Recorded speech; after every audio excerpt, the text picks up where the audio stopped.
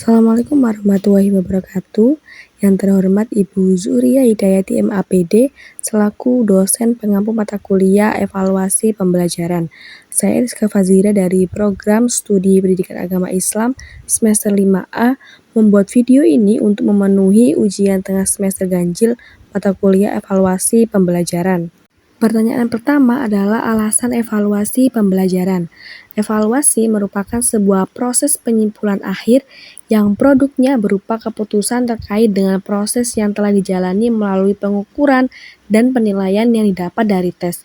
Adapun alasan adanya evaluasi pembelajaran ini adalah sebagai berikut. Yang pertama, untuk mengetahui keefektifan serta efisiennya sistem pembelajaran tentang komponen kurikulum. Yang kedua, untuk mengetahui sejauh mana keberhasilan yang telah dicapai dalam proses pembelajaran. Yang ketiga, untuk mengetahui ketepatan metode yang digunakan dalam menyajikan bahan pembelajaran kepada peserta didik. Banyak juga alasan-alasan evaluasi pembelajaran selain yang saya sebutkan tadi. Lalu bagaimana sih jika hal tersebut tidak ada? Jika hal tersebut tidak ada, maka guru tidak akan tahu pembelajaran tersebut itu sudah dikuasai ataupun belum oleh peserta didik. Maka tujuannya adalah yang pertama sebagai keeping track, yakni mengukur hasil dari pembelajaran. Biasanya produknya berupa ulangan harian.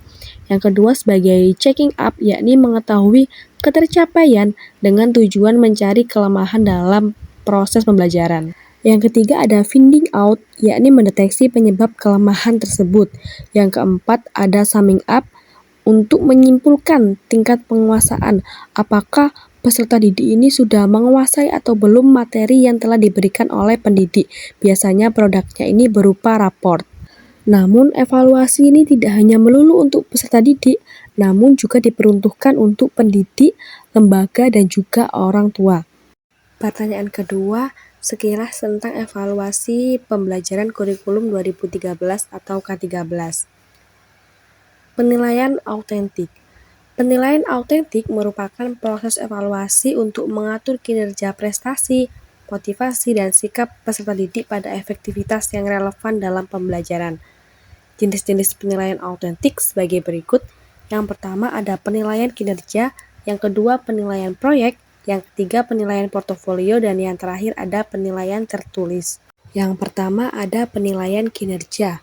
Penilaian ini digunakan untuk menilai kemampuan siswa melalui penugasan atau task dengan menggunakan daftar cek atau checklist, catatan anekdot atau narasi, atau anekdot or narrative record, skala penilaian atau rating skill, dan juga memori atau ingatan atau memory approach. Yang kedua ada penilaian proyek.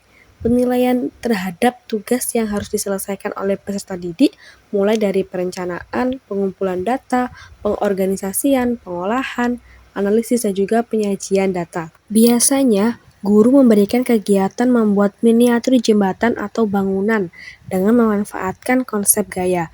Yang dinilai dalam hal ini adalah bahan, alat, model, kekuatan bangunan tersebut, serta estetika hasil dari bangunan tersebut.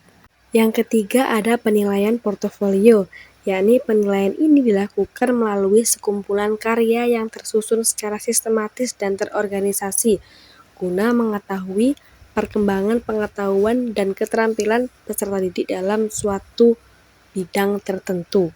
Contohnya, seperti guru memerintahkan atau menugaskan peserta didik mengenai penggunaan zat adiktif pada makanan. Maka, yang dinilai dalam hal ini adalah kemampuan siswa dalam mencari informasi dari berbagai sumber, data berupa portofolio yang berisi deskripsi, kasus, dan cara menghindari. Yang keempat ada penilaian tertulis. Penilaian yang didapatkan melalui tes berupa tes uraian dan juga pilihan ganda untuk mengetahui sejauh mana keberhasilan pembelajaran tersebut. Biasanya guru memberikan soal esai dan juga pilihan ganda. Pertanyaan ketiga adalah pembaharuan di kurikulum Merdeka. Pada akhir-akhir ini, di Indonesia mengalami perubahan pada kurikulum, yang awalnya menggunakan kurikulum 2013 atau K13, sekarang berganti ke kurikulum Merdeka atau Kumar. Dengan adanya kurikulum Merdeka ini, memberikan kemerdekaan atau kebebasan dalam proses pembelajaran. Pembaharuan antara lain sebagai berikut. Yang pertama ada pembaharuan dalam istilah, seperti KIKD menjadi CP dan TP, silabus menjadi ATP, RPP menjadi modul ajar, dan juga KKM menjadi KKTP. Selain ada perubahan istilah, di dalam kurikulum Merdeka ini ada juga pembelajaran-pembelajaran. Yang pertama ada pembelajaran Contextual Teaching and Learning atau CTL, yakni proses pembelajaran yang holistik dan bertujuan membantu peserta didik untuk memahami makna yang berkaitan dengan kehidupan sehari-hari. Yang mana peserta didik memahami teks tidak hanya dengan bacaan, namun juga dikaitkan dengan kehidupan sehari-hari. Untuk itu, bisa memunculkan pemahaman yang bermakna. Selain itu, ada juga pembelajaran yang bervariasi, atau sering kita kenal dengan pembelajaran berdiferensiasi, yakni proses pembelajaran yang berbeda-beda dan juga beragam disesuaikan dengan kondisi peserta didik tersebut. Selanjutnya juga ada pembelajaran konstruktivisme, yakni proses pembelajaran yang peserta didik ini membangun pengetahuannya sendiri dari hasil konstruksinya sendiri. Sebenarnya banyak sekali pembelajaran baru pada kurikulum Merdeka, seperti pembelajaran saintifik, pembelajaran berbasis masalah atau problem-based learning, dan juga yang lain-lainnya. Selain istilah dan juga pembelajaran, ada juga perubahan karakter peserta didik di kurikulum Merdeka yang melalui pembiasaan penerapan proyek penguatan profil pelajar Pancasila atau yang kita kenal dengan P5, dan juga ada profil pelajar Rahmatul Alamin atau P2RA yang diperuntukkan untuk madrasah yang dimana di bawah naungan Kemenak. Selain itu juga ada perubahan pada asesmen, yakni ada asesmen formatif dan juga asesmen sumatif. Asesmen formatif ini merupakan penilaian yang dilakukan untuk memantau dan memperbaiki proses pembelajaran yang dilakukan di awal dan di sepanjang proses pembelajaran. Biasanya produknya ini berupa penugasan-penugasan. Nah, yang kedua ada asesmen sumatif, yang merupakan penilaian yang dilakukan untuk menilai pencapaian tujuan pembelajaran. Biasanya produknya ini adalah UTS. Itu tadi sekilas hal-hal yang terkait dengan pembaharuan di kurikulum Merdeka.